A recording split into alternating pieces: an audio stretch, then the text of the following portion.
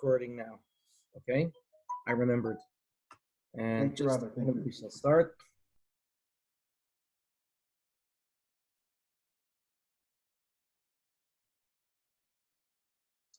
Okay, let's begin. So, as I mentioned, we're going to do Pirkei Avos every week. Last week, we started from chapter 1, and we only touched upon the first Mishnah of chapter 2. For this week, we will attempt to actually do chapter 2.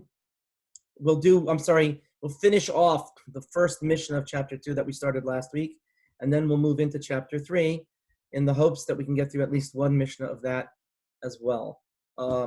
Once again, if you like looking at everybody, you put it in gallery view. If you like seeing the speaker, then you put it into speaker view. Okay. With that in mind, we'll go now to chapter 2. So allow me to share my screen.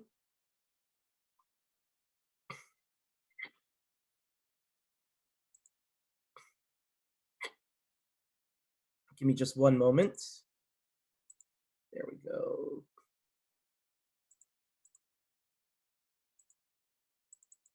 Okay, so we have here the chapter 2. We started the Mishnah last week. I'll begin. Rebbe Omer, Rebbe says, Ezohi derech yishara sheyavar lo ha'adam. What is the straight path that man should choose? Kol shehi tiferes la'oseha v'tiferes lo min ha'adam. That whichever will be beautiful to the one who is doing the mitzvah, v'tiferes lo min ha'adam, and others will be beautified by it as well. We explained it to an extent last week. I'll give you a little bit of a different explanation. We talked a little bit about that when a person does a mitzvah, the beauty of the mitzvah should radiate from them. And that's important. And I can tell you that one of the areas where we can see one way or the other is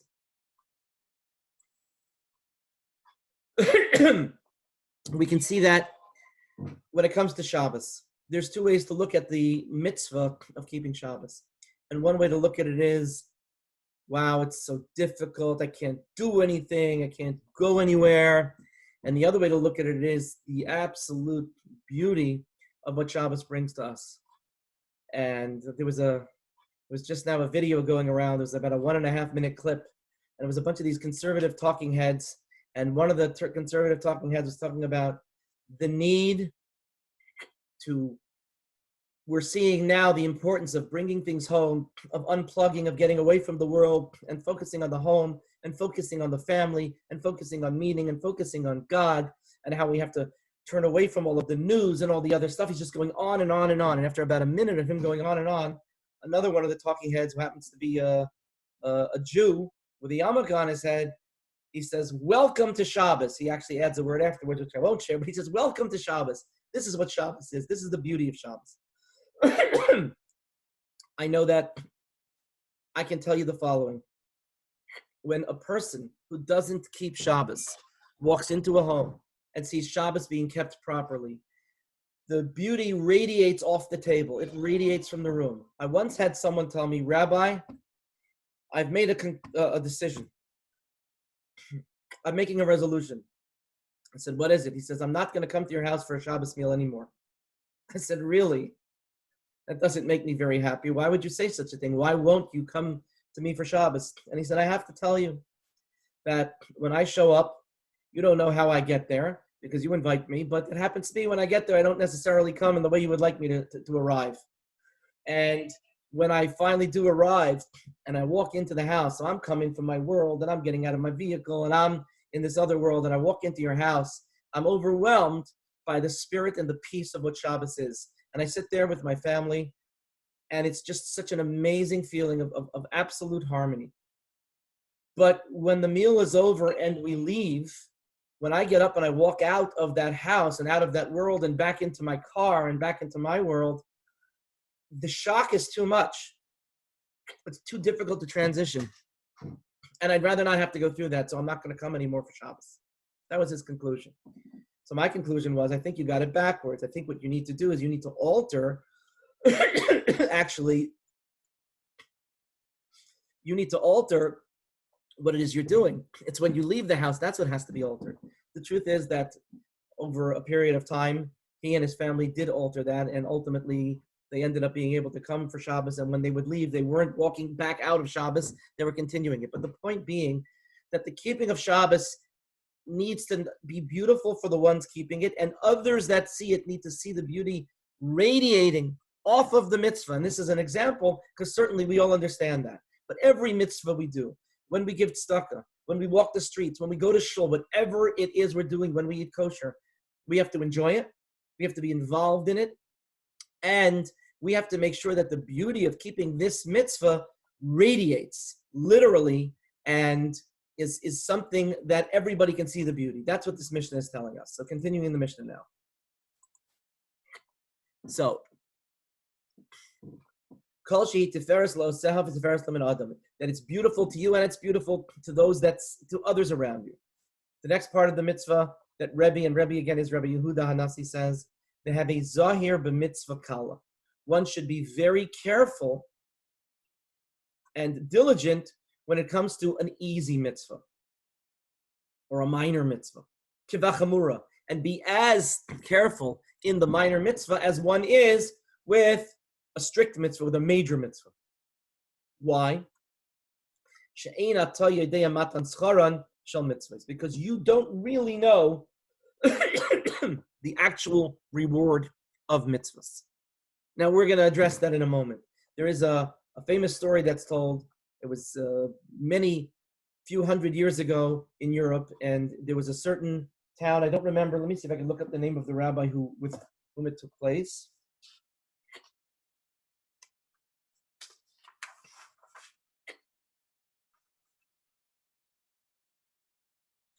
It was Rabbi David ben Shlomo Zimra, known as the Radbaz, okay? And it was in the times of the Radbaz. The year was, he lived between 1479 and 1589. And there was a certain Jew that had been imprisoned by his landowner for whatever reason, and there was no hope of him ever getting out of prison.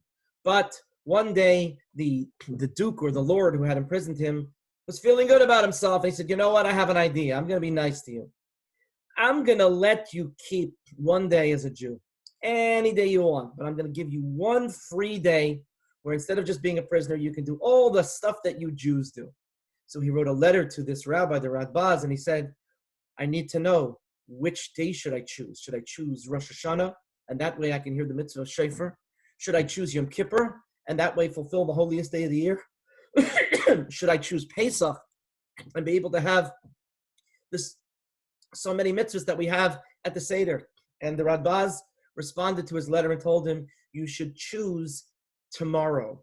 You should choose the first day available, because in the end, you don't know which mitzvah is greater to God in God's eyes, and therefore, choose the mitzvah. Any mitzvah, any day, do mitzvahs. Don't think of one as bigger, one as smaller, but always look at even the tiniest mitzvah as if it's the greatest, most important mitzvah. Now, it's odd because the next sentence in this Mishnah seems to contradict what we just said. Okay, so on the one hand, we said She'ena Tayyidei Matan Tzchar and Shal mitzvahs because you don't really know the full reward of mitzvahs. Okay, and then it says V'habi Mechashev Hefsid Mitzvah Keneged Tzchara. That when a person has an opportunity to do a mitzvah and they're thinking, should I or shouldn't I? You should consider, you should calculate what is the cost of the mitzvah, the hefsid, the loss or the cost, compared to the reward of the mitzvah. In other words, we're being told that you should do a risk-benefit analysis. Okay, what does it cost? Or a cost-benefit analysis. What does it cost? And ultimately, what is the reward for performing that mitzvah? Okay. We just said you should treat every mitzvah as if it's gold. You should treat even the small mitzvahs like the stringent mitzvahs, because in the end, we don't know the reward. And now you're saying that we should calculate what the reward is. So first of all, we have to clarify those two contradictory statements. To an extent, of course, we know the reward of a mitzvah. How? Well, there are some mitzvahs where it says the reward. It says, honor your mother and your father, right? In order that you should become in order that your days should grow long. Okay, very good. That you'll live a long life. So there's the reward. For that matter, we can also understand the value of the reward based on the stringency of a punishment. So for example, when it happens that a person, God forbid, doesn't keep Shabbos, what is the punishment for not keeping Shabbos? The punishment is death. Stoning, death. If we see such a stringent punishment for transgressing the Shabbos, we can extrapolate and we can deduce from there that the reward for keeping Shabbos is as intense as is the punishment for transgressing Shabbos. So with that in mind, we absolutely can see what a great reward is compared to what a smaller reward is. But the answer to that is that we do mitzvahs at different levels. One level of doing the mitzvah, as we do the mitzvah as we're obligated, and there's a reward involved. But there's another level of doing the mitzvah, and that is we do a mitzvah to connect with Hashem. And when it comes to connecting with Hashem, the connection that we gain with Hashem in the small mitzvah, we never know if that's perhaps greater than the connection we would gain in the large mitzvah. I'll give you a crazy analogy. The story I'm about to tell you is not true, but pretend it was. Okay? You have Albert Einstein. He was a smart guy. And Albert Einstein is sitting in his room. He's in his study, his laboratory, and he's doing the calculations. He's trying to figure out the theory of relativity. And he's going back and forth. Is it E or is it G? E, is it greater than MC squared? Does it equal MC squared? And he's going back and forth, and he's got all these different letters and numbers and things written on the board. Okay? And let's just say it's me. I happen to be walking by. I'm walking by, and I see Albert Einstein. And Albert Einstein sees me, and he's busy with his calculations furiously. And I take a look at those calculations, and they don't mean a thing. They mean absolutely nothing to me. They could be written in Greek. It wouldn't be any better or any worse. He looks at me. He looks at the board. He says, Rabbi, I am so thirsty. I can't go on. I can't. I need a drink so badly. Could you do me a favor? Get me a bottle of water. I say, it'd be my pleasure. You're a nice guy. And I go to the vending machine, and I buy him a bottle of water, and I bring it back, and he takes the water, and he drinks it. And me being me, I tell him, don't forget to make a bracha, because, he's a Jew after all. I told you the whole story so I could take a drink of water and not interrupt. He drinks the water, and what happens? Oh, I feel like $1 million. He looks again. He was dehydrated. He was getting lightheaded. He looks again at this is so simple. E equals MC squared. I get it. He looks at me. He says, you did this. Thank you for bringing me that water. Without that water, I'd have nothing. There'd be no theory of relativity. Now, what do I know about relativity? Nothing. I know about relatives, not about relativity. What do I know about any of these? I didn't understand any of the numbers, okay? E equals MC squared. That's what you came. I don't know. But I connected with him. And I did something that he asked me to do. And by my doing something that he asked me to do in another realm, I accomplished something that would be a world changer forever and ever. When we do a mitzvah at the behest of God, at the request of Hashem, when we do that mitzvah, in fact, what we're really doing is we're doing what he needs at that very moment. And that mitzvah might be taking a penny and putting it into a pushka. But at that moment, the penny and the pushka could be tipping an edge, which is so meaningful. So we really have no idea what the meaning and what the actual reward is of any given mitzvah, even though at a certain level, we do know the reward. Moving on with the Mishnah. So, now we said a person should consider or calculate the hefsid mitzvah, the loss or the cost of the mitzvah keneged schara compared to its reward. And for that matter, what does that mean? That means that let's just say it's time, I need to buy an esrog, okay? And I say, you know what? I don't want to buy an esrog. It costs money. An esrog is $60, $100, $300. The lulav of an esrog said it's very expensive, okay? I don't want to do that. Or let's say a person has to buy tefillin. The cheapest pairs of tefillin are $300-$400. You want to get a good pair of tefillin, it's going to cost you $1,600, $1,800 for a pair of tefillin. Who has $1,800? I don't want to spend $1,800 on the tefillin. And the answer is, don't think about the cost. Compare the cost to the reward. Every day when I put the tefillin on, I'm binding myself and uniting myself physically and spiritually with God. For that matter, these are tefillin that are going to be with me for a lifetime. And we know that many of the physical blessings that a person has and the physical well-being of a person is reliant upon the status of his tefillin, that they should be kosher tefillin. So the more I spend on the tefillin to get more beautiful tefillin, the better it is in my enhancement of this mitzvah. Don't think about the cost. Think about the reward for the putting on of the tefillin. And this is true with the difficulty or the toil of any mitzvah. To learn Torah, I don't have time. I'm not in the mood. I'm too busy.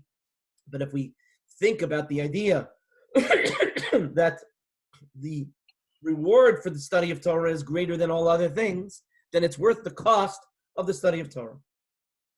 Not only that, not only should we think about the hefsid mitzvah keneged schara, the cost of the mitzvah compared to its reward, but we should also calculate or consider uschar avera keneged hefseda, the reward or the value, the benefit from transgressing a sin compared to the loss that we'll have by doing the sin.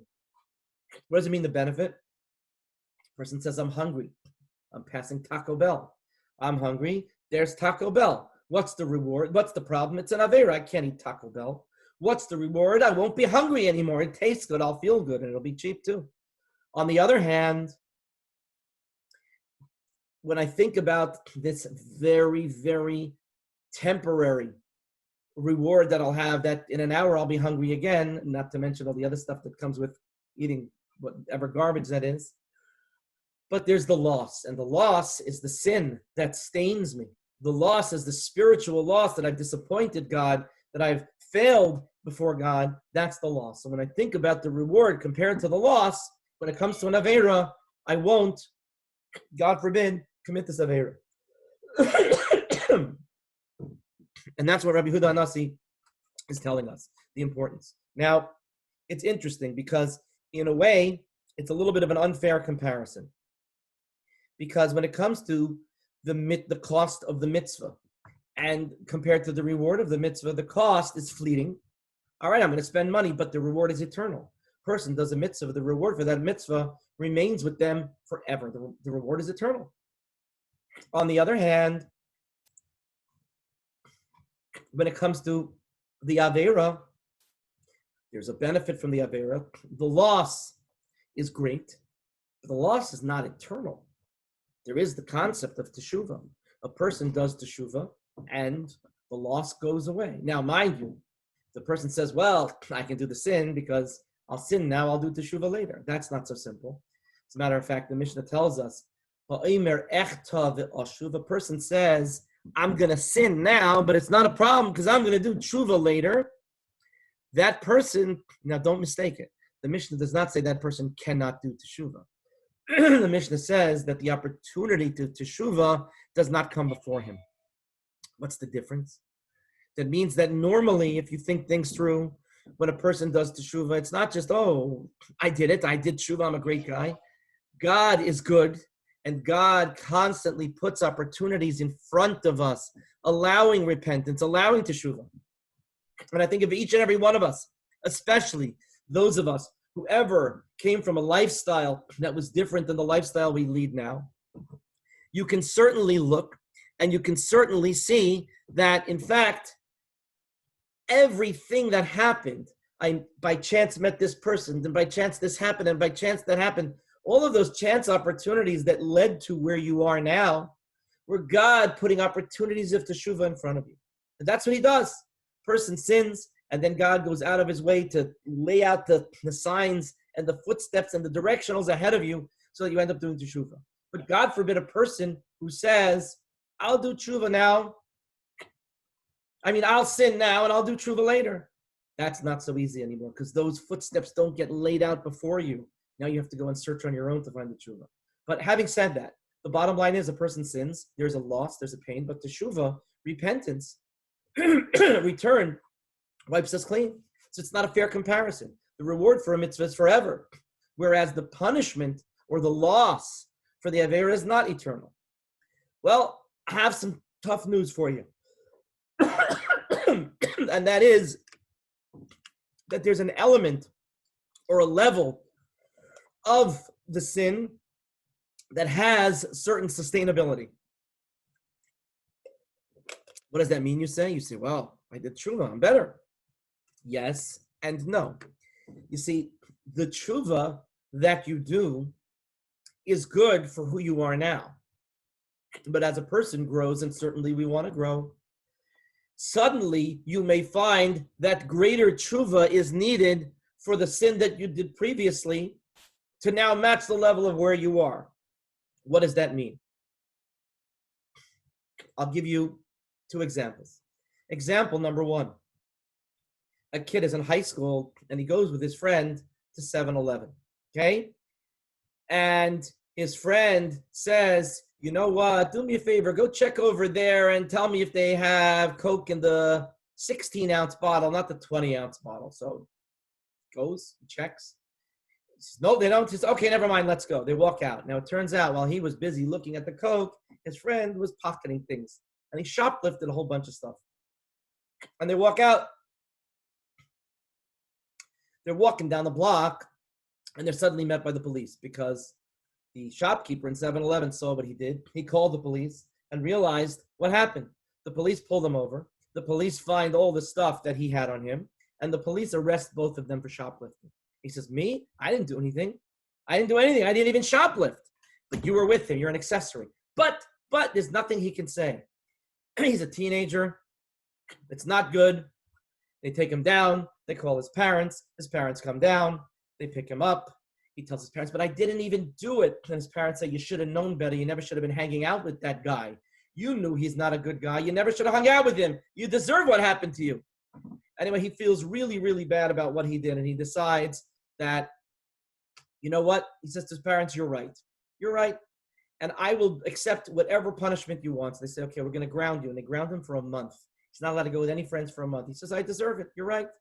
Not only that, but he's going to make it his mission that he's going to go, and out of his own money, he's going to go to that 7-Eleven every week, and he's going to buy something, and he's going to give it to a homeless person. Sure enough, for the rest of the year, he does that. He graduates high school. They go down, and even though there was something on his record, they offer him community service. He does the community service. They find out as he speaks to the judge and explains to the judge what he's done, that not only was he grounded, but he's buying all of this stuff with his own money and giving it to the homeless. And all is good, and everything is great. Anyway, he graduates college. He's trying to get into graduate school. And somehow, the record that was supposed to be sealed wasn't sealed. And they find out that he has an arrest for shoplifting. And so the graduate school says, we're not going to accept you. He says, what are you talking about? Number 1, I didn't do it. Number 2, I did tshuva. I went ahead and I was grounded. I did community service. I went and I bought stuff with my own money and I gave it to the homeless. And they looked at him and said, are you nuts? You're trying to come to graduate school, Harvard, whatever it may be, and you think that's good enough? He says, you're right. Here's what I'm going to do. I'm going to go and I'm going to travel the country from high school to high school, teaching them the importance of honesty and integrity, etc. He's trying to get into law school. And they say, you can't be a lawyer if you have this on you. He goes and he travels and he makes it his thing that once a month he does youth programs to teach them honesty and integrity. And they're very happy with what he does. And they say, okay, and they let him get in and he graduates. And all is good until he tries to get a job in his first law firm. And they still see that he was once arrested for shoplifting. And he says, here we go again. But hey, I did the community service and I did what I did. And then I went traveling the country speaking about youth. And Harvard accepted me. They said, well, that was Harvard. Now you're talking about being a lawyer. Sure enough, he says, okay. And they come up with a new plan that he is going to donate 25% of his salary as the base level when he's starting off as a lawyer. He's going to pay 25% to go toward youth activities, to teach youth and educate them. Anyway, it's all good. Eventually he's forgiven and everything is great until it's time for him to become a partner and it starts all over again. And then it's all good until he decides that he's running for office. And he's running for office and someone says, 25 years ago, this guy shoplifted. Now what? Now he's got to start a whole anti-crime business and proposal because he once shoplifted. What changed? The crime was the same. What changed was his status changed. And as he became bigger and greater, the repentance level requirement was greater. Let me give it to you on a Jewish level, okay? There's a Jew, and it's Pesach. And he's standing outside, and he's eating a sandwich.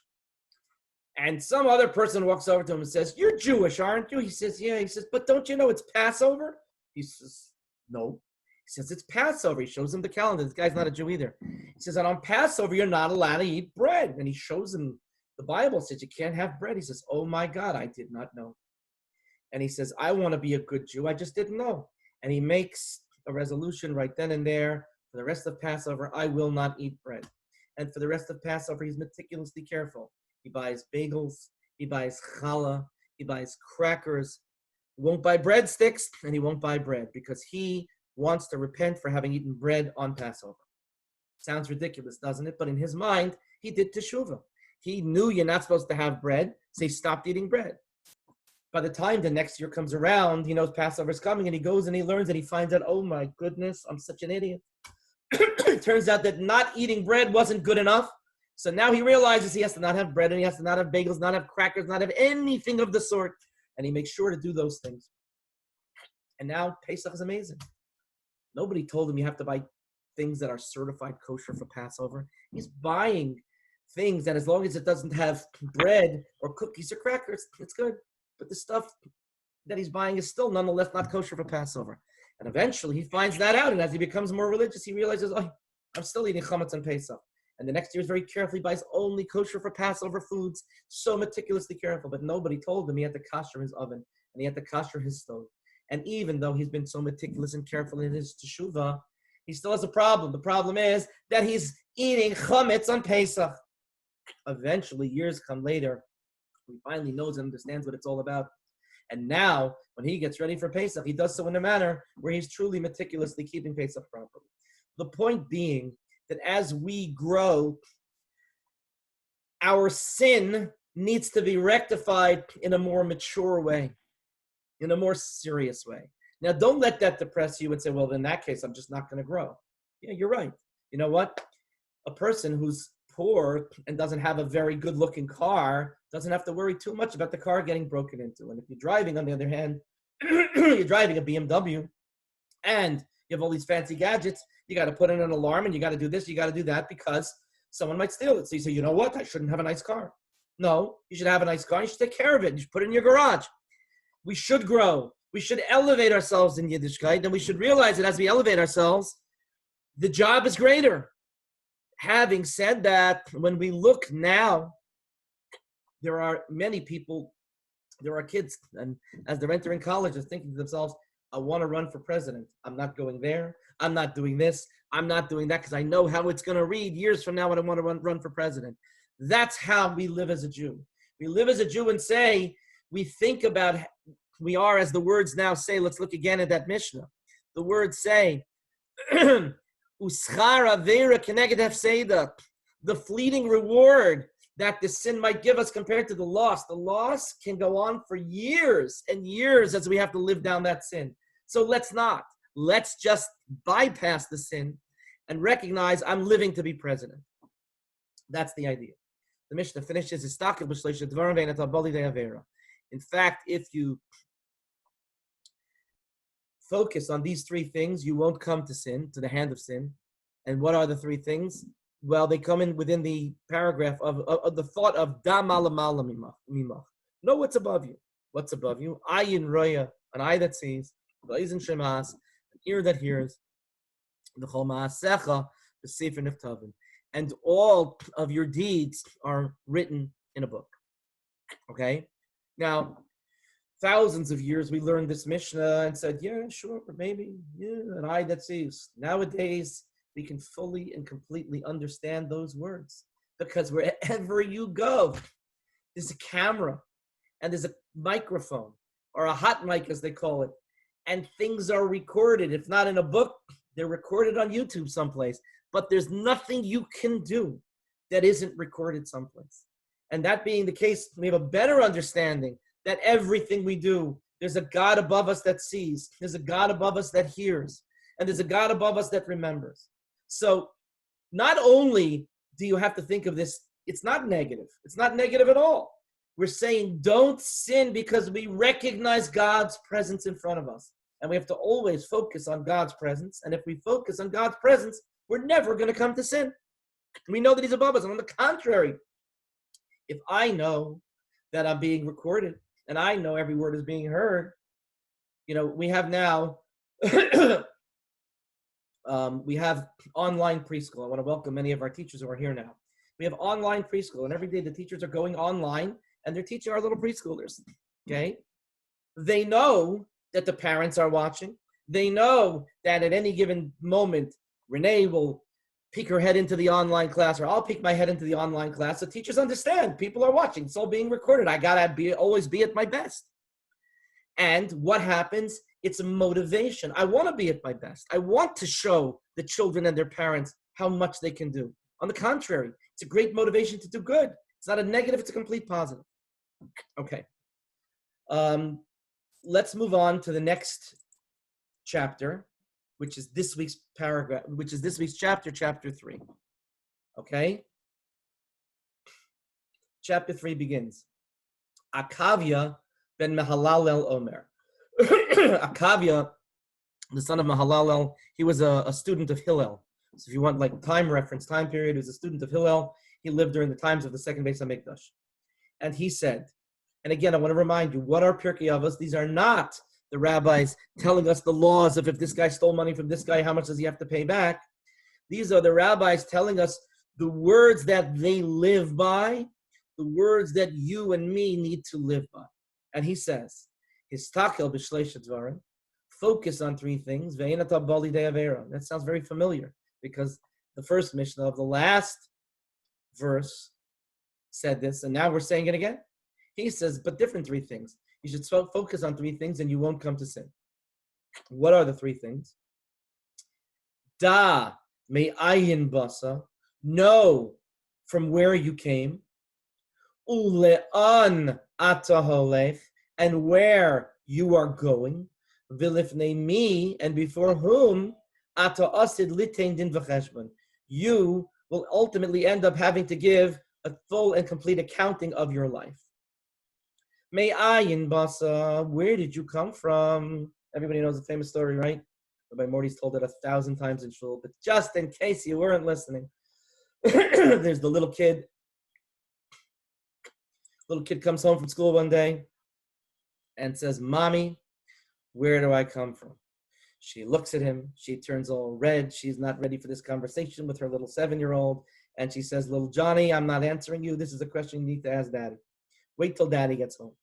Father comes home and he says, Daddy, where do I come from? Mommy said to ask you. He turns purple. He's not ready for this conversation. He says, I don't think so. You know what? Uncle George is coming over on Sunday. Uncle George is a little bit younger and more progressive. He'll be able to explain it. Sunday comes. Uncle George comes over. Johnny walks over and says, Uncle George, they said I should ask this to you. Where do I come from? And Uncle George starts saying, well, the birds and bees and pollination, and explaining this whole thing.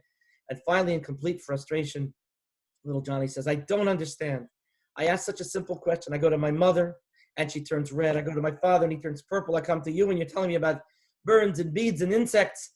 A simple question. My teacher told me that she comes from Cleveland. I want to know, where do I come from?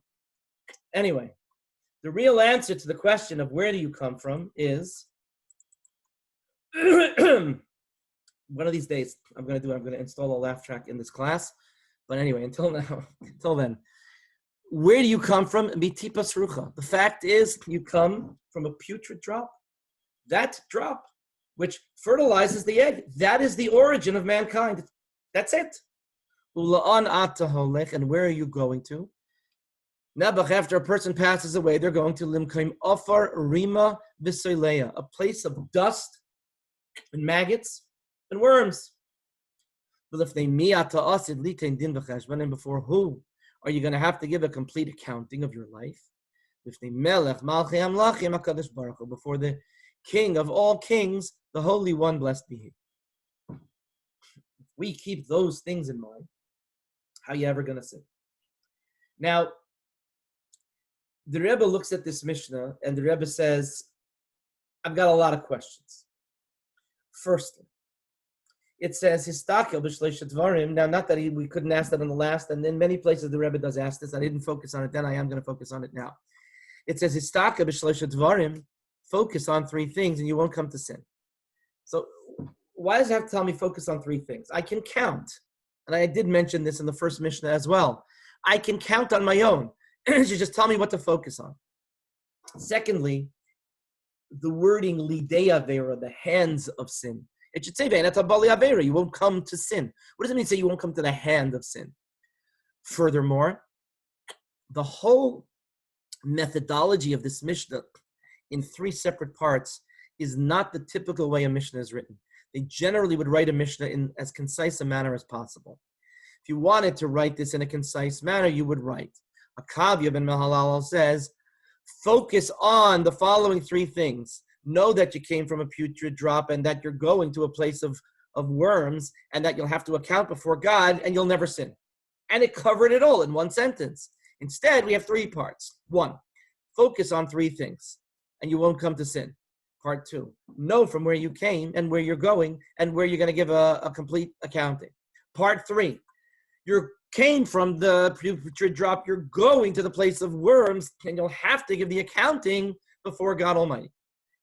It's just too much, it's overkill the way it's being described here. And we can answer all of those questions with a better understanding of what the Mishnah is really doing. And the Rebbe tells us that this Mishnah is in fact not to be interpreted in that simplistic way, the way we're reading it. But it's a message to three separate people. This is a Mishnah, which is talking to the Sadiq, the righteous person, the Beinani, the intermediate, and the Rasha, the wicked. Give me a moment so I can explain a little bit better. As Tanya explains to us, those terms, Sadiq, Beinani, and Rasha, those terms don't mean a tzaddik is someone who has more mitzvahs than sins, and a rasha is just someone who has more sins than mitzvahs, and a beinani is someone who's half-half. It's not at all what it means. That's a borrowed term when we use tzaddik and beinani to describe that. A tzaddik is a person who doesn't sin at all. A tzaddik has conquered his yetzer hara and put it to bed. He no longer fights the fight of the yetzer hara. He no longer has the desire, and he doesn't sin at all. The Beinani, as is described in Tanya, which is Tanya is known as the book, the Sefer Shel Beinanim. If you want to have a better understanding of Tanya, I always recommend go online to RabbiGordonLive.com. And there you'll find Rabbi Gordon's daily Tanya classes, which are tremendously enlightening. He's from the pioneers of this whole concept of online learning. Anyway, so Tanya explains the Beinani is a person who, on the one hand, has the yetzer hara and fights the yetzer hara each and every day and each and every moment. But the Beinani wins that battle every time, and the Beinani doesn't sin either. And the Rasha is the person that sins. Now, mind you, it's the person who's a Rasha, and then they reach the level of Beinani, and if something happens, they come back to that level of Beinani through tshuva as well. Tzadik's a whole different level. This Mishnah is talking to each group separately. So, the first part of the Mishnah is Histakel b'shloisha dvarim ve'ein ata ba lidei avera. Focus on three things and you won't come to the hands of sin. Mind you, and there's another question, by the way, the Rebbe asks, which is that if you compare this Mishnah to the one we just learned from Pirkei, the one from Pirkei was pretty uplifting. Know that God is watching you and not only be afraid, but no, God is watching you. Be proud. Act in a manner that you'll want him to watch you, right? Here, we're getting very, very negative. You come from a putrid drop. You're going to a place you're going to be buried. There's going to be maggots and worms eating. I mean, why the negativity? Is this the only way to motivate a person not to sin? The Mishnayos of Pirkei Avos are supposed to be, as we described last week, milsa de chasidusa, words of great piety. Milsa de chasidusa, you're going to a place of maggots. That's the way we inspire the highest level. So having said that, let's look. Focus on three things, or reflect on three things, and you won't come to the hands of sin. You need to know three things. One, this is talking to the tzaddik. Two, the three things that are mentioned here, these shloisha dvarim, are not the three things that the rest of the Mishnah is talking about. Because the rest of the Mishnah is talking to somebody else, not to the tzaddik. The three things here are the concept of the Shimon HaTzaddik's three things. Al shloisha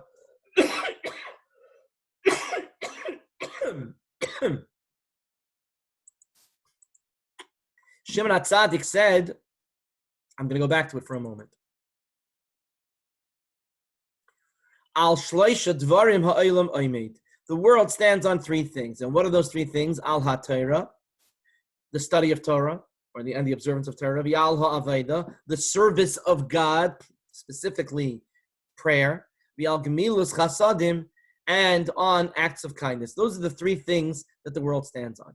What our Mishnah of Akavia ben Mahalalel is telling us, that we need to focus on these three things. Torah, Avodah, and Gemilas Chasadim. Okay? Not only that, but focus on them as one. Give me a moment. Focus on them as one. Meaning, don't think of the three things as three separate things. Well, there's Torah. I'll focus on my study of Torah. There's Avodah, there's davening, not my thing. I'll do as best I can. Gemilas Chasadim, who has time to go out and do acts of kindness when I'm busy studying Torah? No. The Rebbe explains that Akavi b'Malalo is saying that Sadiq needs to know that all three are one. There's the famous story of the Rebbe's first Fabri. On Yud Shvat, January something, 1950, the previous Rebbe, Rabbi Yosef Yitzchak Schneerson, passed away. For an entire year, nobody officially held the seat of Lubavitcher Rebbe. The previous Rebbe passed away. He had no sons, so there was no one to inherit the position. He had two sons-in-law. The older son-in-law was Rabbi Shmaryahu Garari, married to the older daughter. The younger son-in-law was the Rebbe, Rabbi Menachem Mendel, married to his younger daughter. And Rabbi Schneerson, the younger son-in-law, seemed to most to be the one who was more learned and more devout. I mean, they both were great rabbis, but he seemed to be the one who was more capable of being Rebbe. But there were those who felt that the older brother-in-law should be the Rebbe. And there was, for a year went on, where each did their own thing, where the Rabbi Garari every Shabbos afternoon would make a shalosh shuddis, and everybody and the Chassidim would gather around, and the Rebbe every Shabbos Mevarchim would make a fabrengen. Chassidim would gather around, and finally, after a great deal of pushing the Rebbe to take upon the leadership, to accept the Nesias, the leadership, ultimately even from his older brother-in-law, telling him that you have to be the one, not me. It was a year later that the Rebbe officially accepted the leadership. And he did so by making a fabrengen on Yud Shvat, the first anniversary of the previous Rebbe's passing, and actually sharing a Hasidic discourse in a manner that only a Rebbe would do, elaborating on the last Hasidic discourse published by the previous Rebbe, known as Bossy Lagani. And during that fabrengen, during that talk, the Rebbe spoke, the Rebbe cried. And one of the things the Rebbe said was that I've been asked if I would make a statement. And the Rebbe actually used the English word statement. I should make a statement because, I'm accepting the position. And the Rebbe said the statement I'll quote from my father-in-law, the previous Rebbe. And the Rebbe never referred to his father-in-law as the previous Rebbe, mind you. The Rebbe always referred to his father-in-law as Nasi Deirenu, as the leader of our generation. As far as the Rebbe was concerned, the previous Rebbe was still with us. And he said that his father-in-law, the previous Rebbe, said that there's three things. Okay? There's Avas Hashem, there's love of God, there's Avas Torah, there's love of Torah, and there's Avas Yisrael, and there's love of a fellow Jew. And the Rebbe went on to say that the previous Rebbe explained that those three things are not really three. They're really one thing. They're just one thing. Because if you have love of Torah, but you don't have love of God, you have nothing. If you have love of God, but you don't love Torah, you have nothing. And even if you have both of them, Without Avos Yisrael, without love of your fellow Jew, you still have nothing. Has to be all of them. In this Mishnah, similarly, but even more so, as one, a person's Torah and their worship and their davening and their gemilas chasadim and their acts of kindness all have to be intertwined, that their study of Torah causes them to do more kindness, and their acts of kindness cause them to understand more of the need for Torah, etc. When a person focuses on those three things, the tzaddik focuses on those three things as one, it doesn't say Ve'ein ataba la'avera, you won't come to sin, because the tzaddik doesn't come to sin. As we explained before, the tzaddik that we're talking about here doesn't sin. So what does it mean? So that's why it uses the words Ve'ein ataba lidei avera, you won't come to the hand of sin. What's the hand of sin? It's something similar, but not actual sin. What does it mean? The hand of sin in the world of a tzaddik is enjoyment from the physical world with things that are permitted. Okay? Enjoyment of, hey, wow, this tastes really good. It's kosher food. I'm eating it in the right time when I'm supposed to be eating it. And the indulging and the physical enjoyment, I love the taste of the food. That is something that for a tzaddik is not the highest level. And if he'll focus on these three things, he'll reach the next level where he won't even feel that way. What do I mean? I'll give you another example. There's a famous story of the Alter Rebbe, the first Chabad Rebbe, lived in the mid to late 1700s till the early 1800s when he passed away. The founder of the Chabad movement, the author of the Tanya. There's a story that once there was a Shabbos meal, and for whatever reasons, there were different people who were given the opportunity to participate in making the Alter Rebbe's Shabbos meal. And what a schus, what a merit that I could be involved in making the meal. And somehow, due to a miscommunication, 5 different people or so, I don't know the exact number, but a multitude of people went in and salted the soup. So instead of the soup being normal, the soup tasted like 5 different people salted it. And it was terrible. Nobody had tasted it. They just salted it. They came to the Shabbos table. And before I finish the story, I'm going to tell you another story and to understand the difference. There's a story that's told of the Chafetz Chaim. Okay?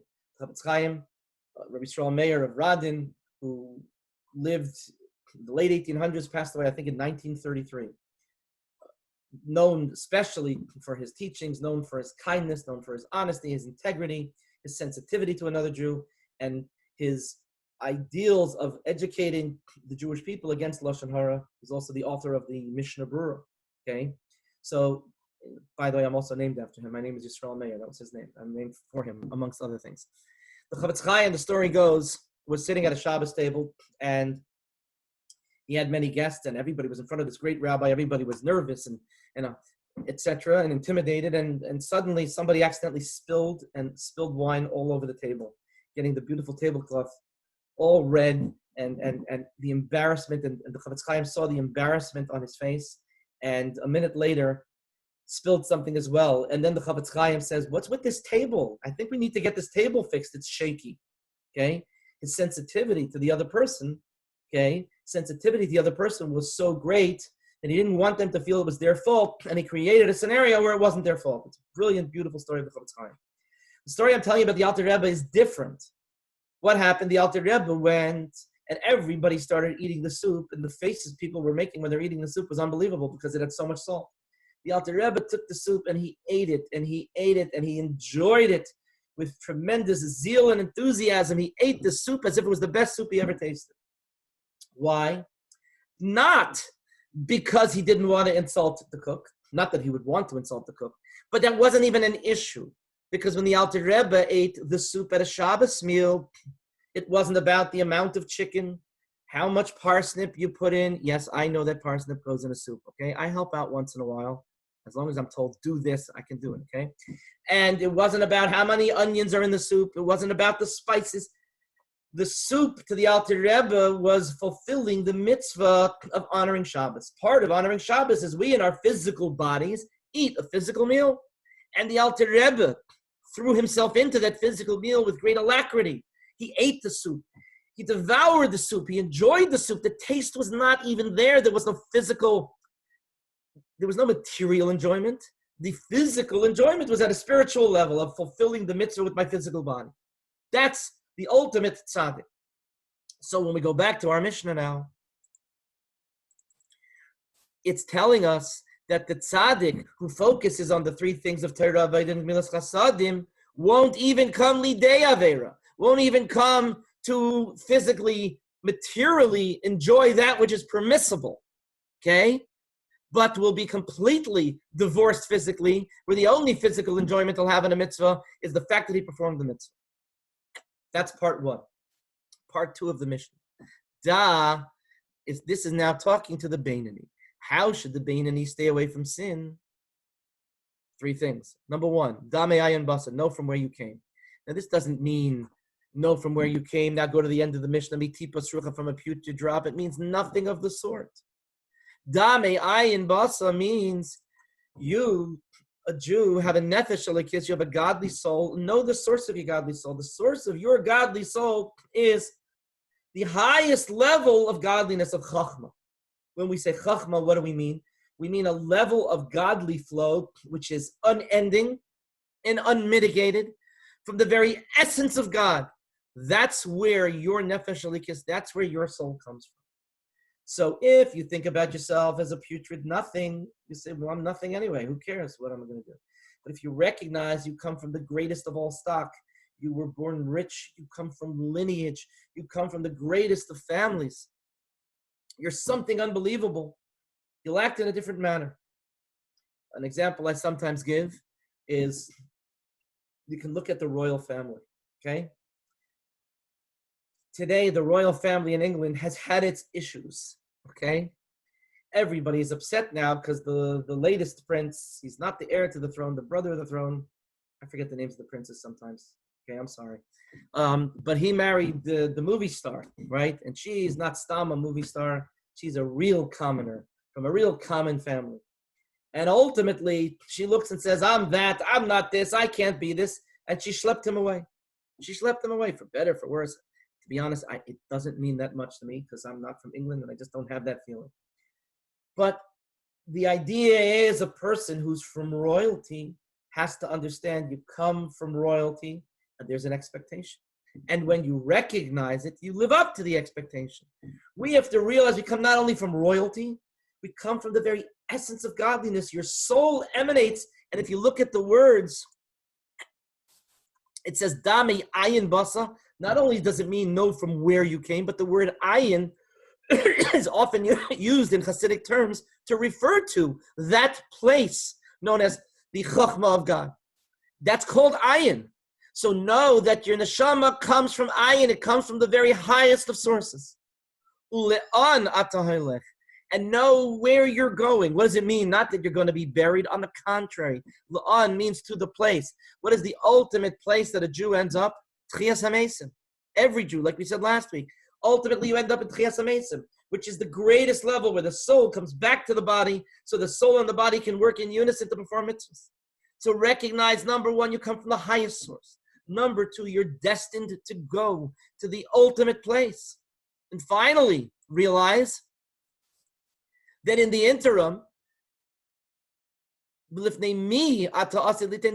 before whom do you need to give the ultimate accounting?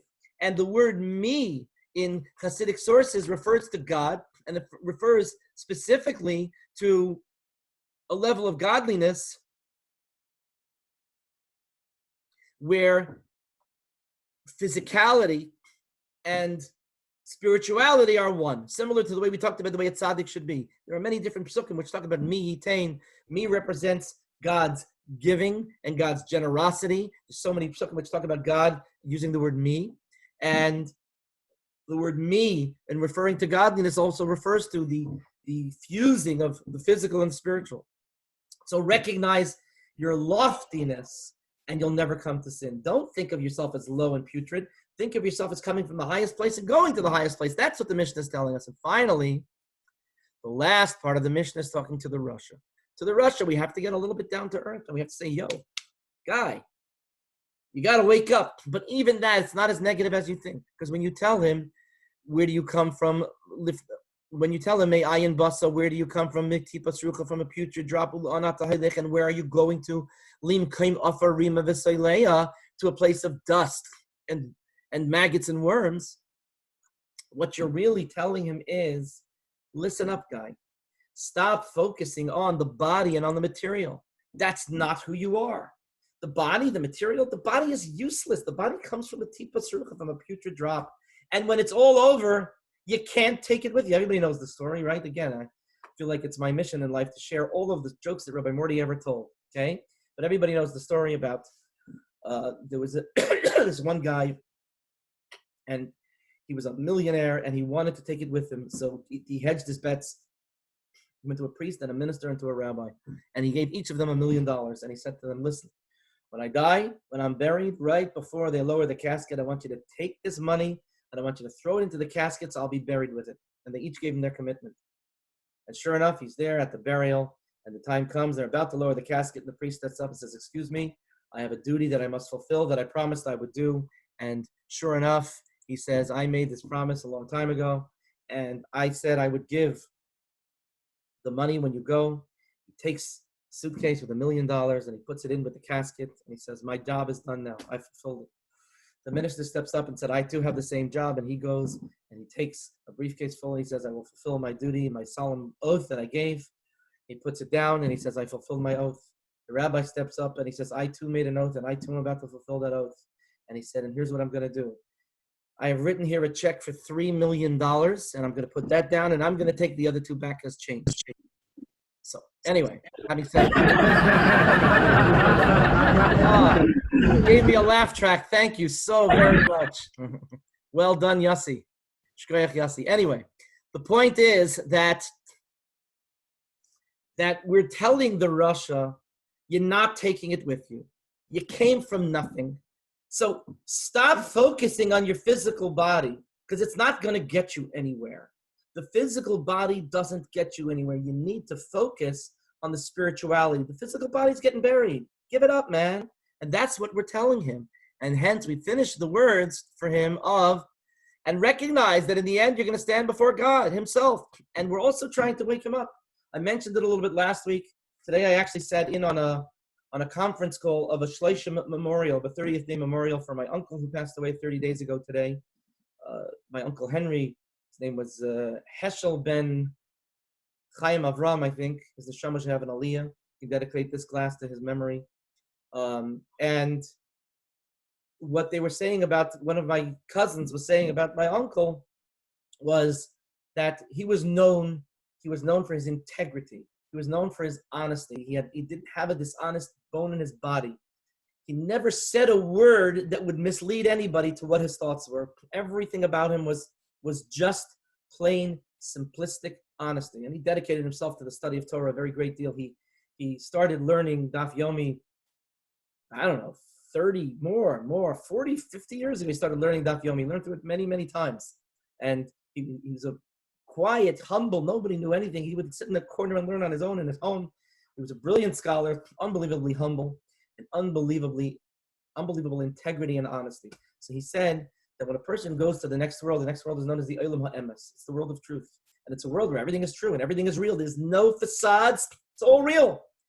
So what is it? As we said last week, heaven and hell is the same place.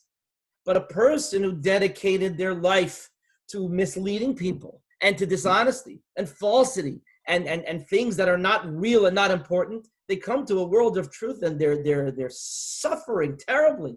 But a person whose life was dedicated to the truth and to honesty, they come to the Olam HaEmes, they're in heaven. They're in a place where everything that they lived for is now in a state of perfection. And this is what we're telling the Russia, that you'll be before God himself.